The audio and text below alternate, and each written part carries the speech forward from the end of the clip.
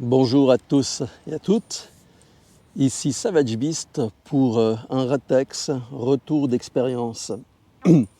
Alors aujourd'hui on va parler de gestion de crise et gestion de stress. La première fois que j'ai été confronté à une gestion de crise, mais que je n'ai pas été engagé directement, c'était en septembre 1998, lors du crash du vol Swissair 111. Et en fait, une partie du détachement assistance dont j'étais chef suppléant pour le canton de Genève a été engagée. C'était ce qu'on appelait le GIPSY, le groupe d'intervention psychologique, pour aider les familles lors de ce terrible événement. Si cela vous intéresse, je vous mettrai un lien, soit plus haut, soit dans le descriptif, sur une vidéo faite par Aldostérone qui retrace toute la genèse du problème qui s'est produit avec le vol Swissair 111, le SR 111, le vol Genève-New York, New York-Genève, en fait. Et on va se rendre compte, au travers de cette vidéo, que ce genre de situation peut prendre sa formation très loin dans le temps et qu'en fait c'est une succession d'événements les uns derrière les autres qui amènent à une crise, à une catastrophe. Donc pour parler de ce que moi j'ai vécu, je suis parti quelques jours à Pâques dans les Pyrénées, dans un camping, parce que j'aime bien pour me détendre. Et puis je me suis retrouvé dans une situation un petit peu compliquée. C'est-à-dire que je connais la famille qui gère le camping, ce sont des amis, et le patron n'était pas bien du tout, pour des raisons personnelles. Rien de grave, mais on a tous des moments, des hauts et des bas. Et donc il a fallu commencer à agir.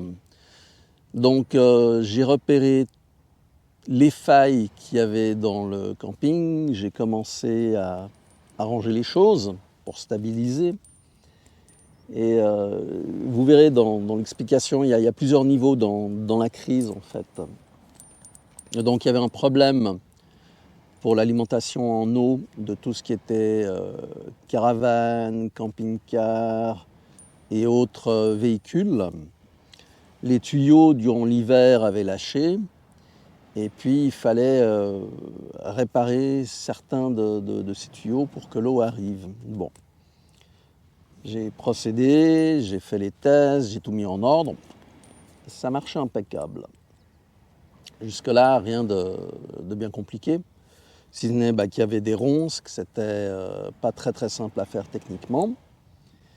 Et je vais mettre encore d'autres éléments en place par rapport à la situation. Donc ce camping fonctionne avec de l'énergie solaire et des batteries bien évidemment. Et en cas de problème, qu'il n'y ait pas de soleil ou qu'il n'y ait plus d'énergie disponible dans les batteries, on passe sur 2 générateurs de secours qui permettent d'alimenter le camping. D'un autre côté, on a 2 dépôts d'eau, un qui fait 35 000 litres d'eau, qui est un dépôt supérieur, et un autre qui fait 15 000 litres d'eau. D'accord ? Ces dépôts d'eau sont alimentés par la commune, donc il y a une arrivée d'eau. L'eau monte au premier dépôt. Le premier dépôt, il y a des pompes qui amènent l'eau au deuxième dépôt. Et depuis là, c'est distribué dans le camping. Alors, il y a encore un élément qu'il faut ajouter, parce que tout ça, ça vient se compléter peu à peu, en fait. Donc, dans l'élément qu'il faut ajouter, c'est qu'on est donc en montagne, il y a des arbres, et puis évidemment, il faut interdiction de faire du feu, interdiction de faire des barbecues, etc., à cause des risques d'incendie. Et le système d'extinction des feux, s'il y a un incendie qui se produit, dépend du dépôt de 35 000 litres d'eau, ce qui est quand même énorme, et de l'énergie électrique pour alimenter les pompes à haute puissance qui permettent donc d'envoyer la pression et puis de mettre en place les lance-incendies. Alors, vous allez voir comme les éléments vont s'embriquer les uns dans les autres. Lorsque j'ai fait les réparations sur la partie d'alimentation pour les caravanes, pour l'eau, j'avais à disposition donc une meuleuse à batterie, puis une meuleuse électrique.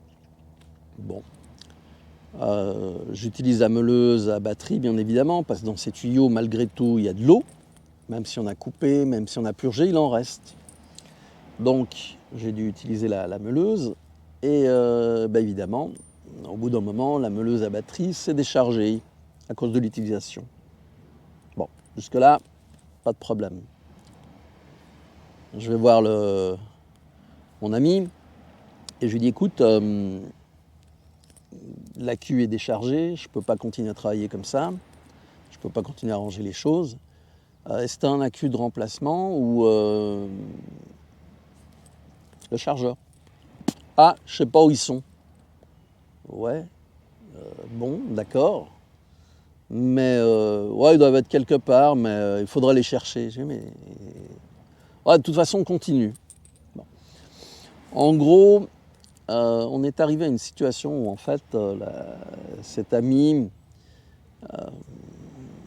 par rapport au problème qu'il a, il a décroché. D'accord, il fait de son mieux, mais il s'en fout, quoi. Il ne peut plus. Il a atteint une limite et puis il a décroché de la situation.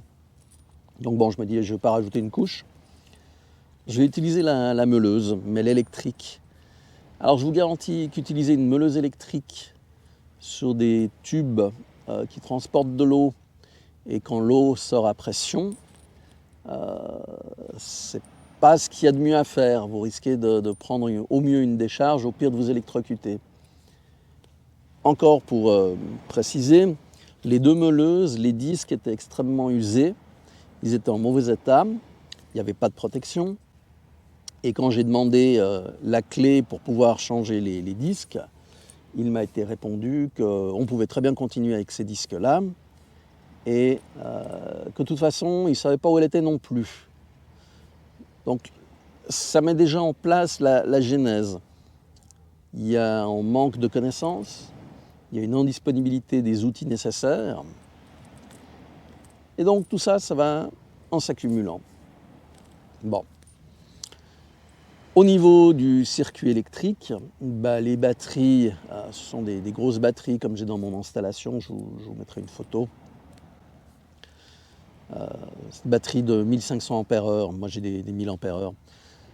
Le problème, c'est que l'électrolyte, il manquait de l'eau distillée. Résultat, je m'en suis occupé.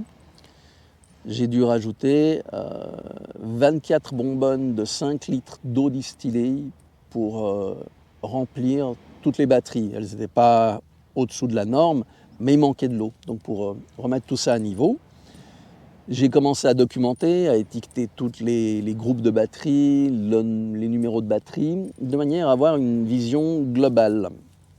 Inutile de dire que les générateurs n'étaient pas numérotés non plus, je les ai numérotés. Bref, j'ai commencé à nettoyer la chose et à mettre en place des descriptifs. Arrive Pâques et les gens commencent à rentrer dans le camping peu à peu. En fait, on s'est retrouvé avec au bas mot environ 600 personnes. Jusque-là, pas de problème, le camping a les capacités, le système électrique aussi. Tout va bien. Tout va bien. A priori. Dans la commune, il y avait plein de monde aussi. Il n'y avait pas que le camping, les hôtels étaient pleins. Bref.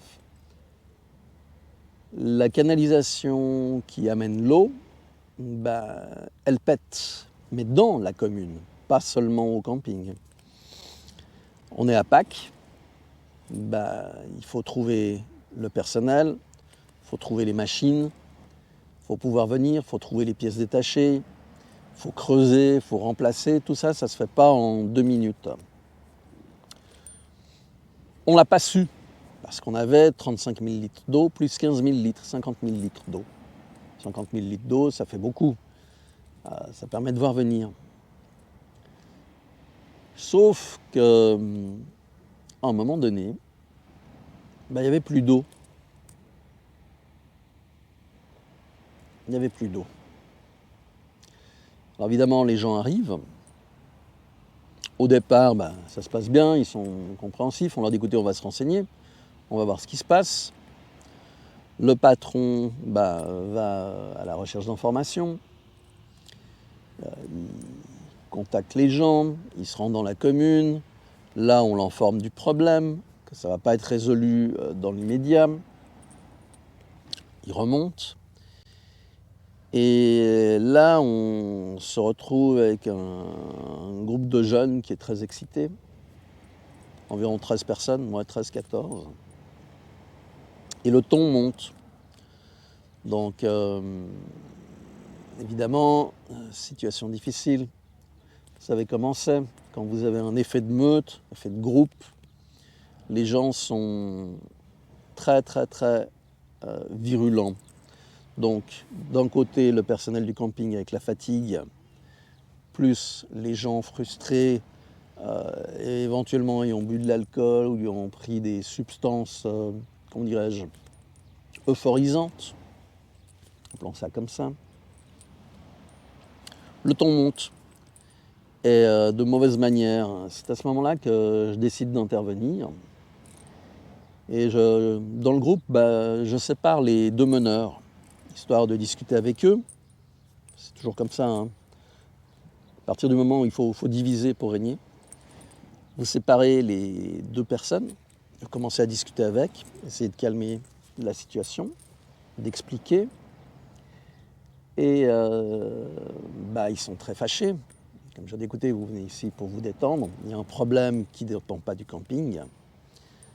Ouais, mais c'est pas normal, bref. J'arrive quand même à calmer les choses.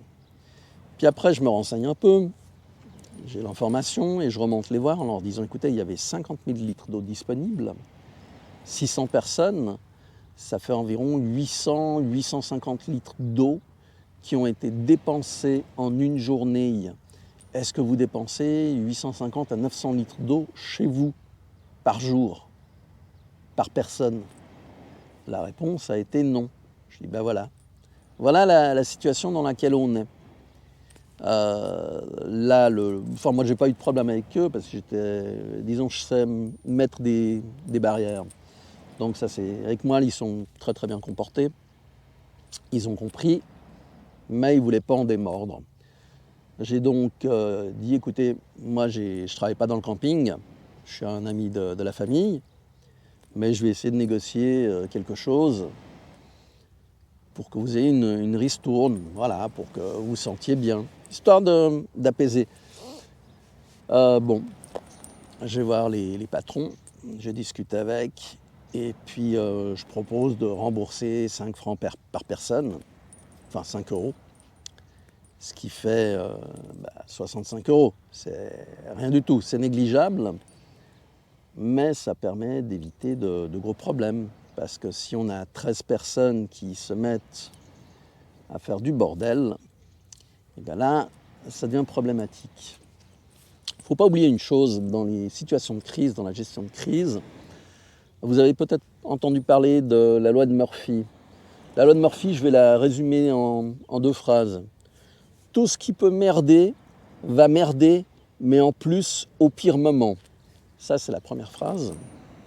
Et la deuxième, comment je pourrais dire ça? Si quelque chose va mal, cela va aller encore pire jusqu'au moment où l'abcès sera crevé. Et c'est exactement ça. C'est exactement ça. Donc bon, on est donc sans eau, on le sait. Finalement, la commune arrive à faire la réparation de la canalisation. L'eau commence à être distribué dans la commune, mais vous imaginez bien, la commune étant plus basse que le camping est en hauteur, ben, l'eau arrive d'abord dans toute la commune, les réserves des hôtels, des magasins, tout ça, les dépôts, il faut les remplir. Donc on n'a pas l'eau qui arrive, il n'y a pas assez de pression. Et en plus, la canalisation en question alimente aussi d'autres villages aux alentours. Donc gros problème. Pour finir, la commune envoie 2 personnes qui mettent en place un dépôt de 1000 litres à une prise d'eau en bas du camping, enfin sur la route, de manière à faire sortir de l'eau, remplir ce dépôt de 1000 litres, mettre une pompe à eau et tirer un tube supplémentaire qui arrive jusqu'au premier dépôt. Alors là aussi, on rencontre certains problèmes. C'est-à-dire, je me ramène, je descends, le patron est là, je discute avec lui, et puis il me dit « ouais, faut fixer ça ». Je dis « ok, relax, t'inquiète, je vais mettre les serre-joints, serre-fils, les tubes sont fixés de manière propre, et puis je redescends au niveau des employés communaux pour discuter avec eux, pour faire arriver l'eau, la pompe est mise en place, etc. Et donc, on lance le générateur pour alimenter la pompe, mais le générateur n'est pas assez puissant. Là-dessus vient le patron. Ils arrivent à trouver un générateur plus puissant qui est mis là, mais au lieu de faire ça, ils coupent, au lieu d'utiliser le tube qui avait été mis en remplacement, ils coupent son installation, son tuyau de remplissage, pour le brancher sur la pompe, alors qu'il y en avait un autre. Je vous rappelle, il n'est pas dans son état normal, il est pas stable. Tout le travail qui a été fait pour tirer le tuyau supplémentaire, le mettre en place, etc., ne sert à rien. Bon. L'eau commence à arriver dans le premier dépôt. On laisse quelques heures que ça se remplisse, peu à peu. Parce que, vous avez une section comme ça, et puis c'est pas la panacée. Le patron vient me chercher, il me dit « écoute, il faudrait que tu m'aides pour changer la pompe ». Changer la pompe, attends, relax. Il y a 2 pompes dans le dépôt. Oui. On va pas changer, on va les laisser et puis on va les faire travailler les 2. Non, parce qu'il y en a une qui a déjà beaucoup travaillé. Donc, il faut faire travailler l'autre. Je dis ok, on débranche, etc. Et puis, j'arrive, il commence à tripoter les trucs. Je lui dis écoute, sors de là, je vais regarder moi-même. Alors, première question, j'étudie le circuit, voir où arrivent les câbles, etc. Les boîtes qui sont fermées, boîtes étanches. Et puis je lui dis, tu as des outils? Ouais, là. Est-ce que c'est du 220 ou est-ce que c'est du 380, 400 volts? Il dit, non, c'est du 220. Je dis, ok. Est-ce que l'arrivée de courant est coupée ou pas? Il me dit, ouais, c'est coupé. Je dis, ok. Mais moi, pour tout ce qui est électrique, tant que je n'ai pas vérifié, je ne touche pas. J'ai déjà eu l'expérience avec la partie plomberie et puis la meuleuse, où j'ai eu beaucoup de chance de ne pas me prendre une décharge, au pire. Et je regarde, je dis, t'as un tâteur pour vérifier, ça s'allume? Non, j'ai pas. Je dis, t'as un multimètre, voltmètre? Non, j'ai pas non plus. Je dis, mais attends, tu veux qu'on travaille sur du 220 et que je te crois que t'as coupé le courant? Ouais, mais je l'ai coupé. Je dis, bon. Puis il commence à tripoter les câbles, enlever les trucs. Je dis, stop. Maintenant, tu sors de là, tu touches plus rien et tu me laisses agir. Donc je prends un tournevis, je mets du scotch isolant tout autour pour avoir juste la pointe qui touche la partie électrique, au cas où. J'étudie le circuit, je repère par où arrive la phase et le neutre, la terre, parce qu'il y avait 4 câbles. Mais un des câbles n'était pas alimenté, donc j'enlève. Le câble non alimenté était déjà scotché, donc il n'y avait pas de problème de ce côté-là. J'enlève un câble. Je fais une photographie d'abord avant de toucher pour avoir une idée de ce qu'il y a à faire. Donc j'enlève les câbles, je mets du scotch autour, enfin ce qu'on appelle bande isolante, scotch d'électricien, sur un des fils, sur le deuxième, j'enlève proprement, je branche un des fils, je ferme, je branche le deuxième, je ferme, ok, je contrôle, j'allume la première partie, je vois qu'il y a du courant, ok, et là je connecte la deuxième partie et la pompe démarre. On a de la chance, ça se passe bien. Le boîtier que j'ai ouvert, je prends les vis, le scotch isolant, je colle les deux vis dessus pour ne pas les perdre. Je remets le boîtier dessus, les deux vis du dessus pour que ça ne bouge pas, qu'il n'y ait pas d'éclaboussure. Et je repars. Ok. 1 heure après, le patron m'appelle, je descends pour voir où ça en est. Il a démonté toute l'installation que j'ai faite. Tout est ouvert, c'est un foutoir pas possible, ça continue à marcher, hein. Mais c'est en foutoir, il a coupé les serre-fils que j'avais mis, tout ce qui tenait propre en ordre. Et là tu te dis, il y a quand même un gros problème.